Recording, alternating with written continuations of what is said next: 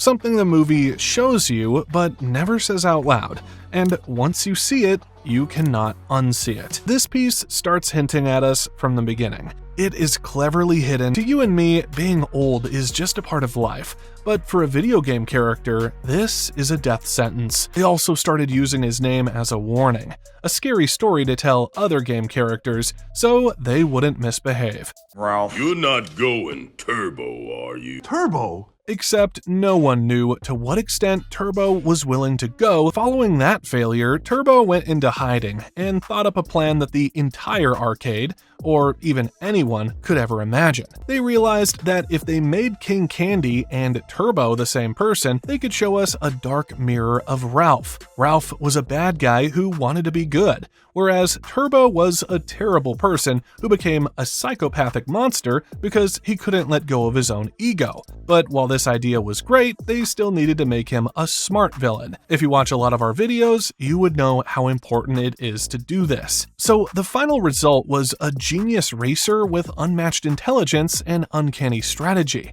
Turbo spent decades in the dark, learning the secret language of the arcade. He became a master hacker, figuring out how to reach into a game's brain and rewrite its rules. He learned how to wipe memories, build entire worlds from scratch, and even delete people like they were just old files. However, in order to infiltrate the game, he had to become a whole new person by replacing another.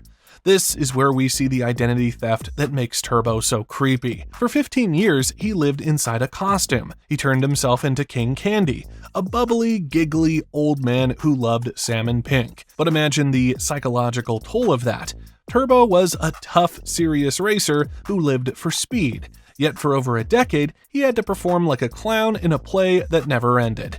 Every laugh he gave was a lie, and every time he jingled his little jester shoes, he was burying his real name and his real face. He was living in an invisible prison of his own making.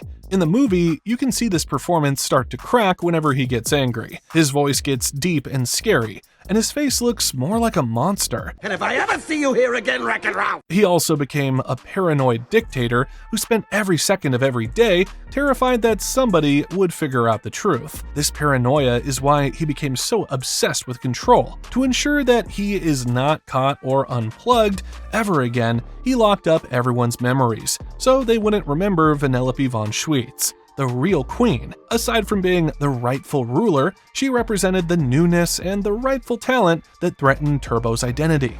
So even though he knew exactly how it felt to be replaced and forgotten, he still decided to inflict that exact trauma on Vanellope. What's insane is that he actually tried to delete her initially, but when that didn't work, he turned her into a glitch. By doing this, he ensured she felt the same isolation that he felt when Road Blasters arrived. He told everyone she was dangerous and broken, making her an outcast in her own home. He even tries to trick Ralph by acting like a hero, saying he's protecting Vanellope by keeping her from racing so the game doesn't get unplugged. Have to make the tough choices, don't they? She can't race, Ralph. It sounds nice, but it's a total lie. He's just protecting his own throne because he knew if she ever crossed the finish line, his fake world would crumble. Both decided to rule their worlds like tyrants, by basically inflicting the same level of perceived injustice they experienced on others. Lotso used a cabal of toys to keep Sunnyside in check, while Turbo used memory wiping and hacking. Rewriting a game's code takes a special level of genius. Around 2,000 years ago, the philosopher Plutarch asked a strange question. If you have a ship and over time you replace every single part of it, piece by piece, is it still the same ship? This idea is called the ship of Theseus, and it sounds simple, but it's also the perfect way to uncover that piece about Turbo that nobody talks about. Think about it, Turbo replaced his game, name, body, and every other visible physical quality. By the time Ralph meets him as King Candy, there isn't a single original piece of Turbo left on the outside. So at what point did the real Turbo actually die? Usually people feel like fakes when they aren't, but Turbo had a reverse imposter syndrome. He knew he was the greatest racer ever, yet he forced himself to live as a bumbling, goofy king. For 15 years, the King Candy persona was a psychological cage. He was basically a man living in a witness protection program that he designed for himself. He had to act silly, throw candy, and giggle, all while his real ego was screaming to be let out. Imagine the exhaustion of performing that character every single minute for over a decade. It was an identity erasure.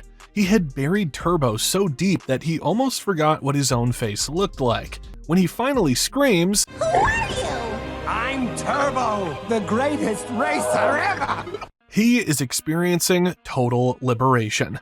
For the first time in 15 years, he doesn't have to pretend to like Salmon Pink or silly jokes. Instead, he gets to be himself again. This is the ultimate piece of Turbo.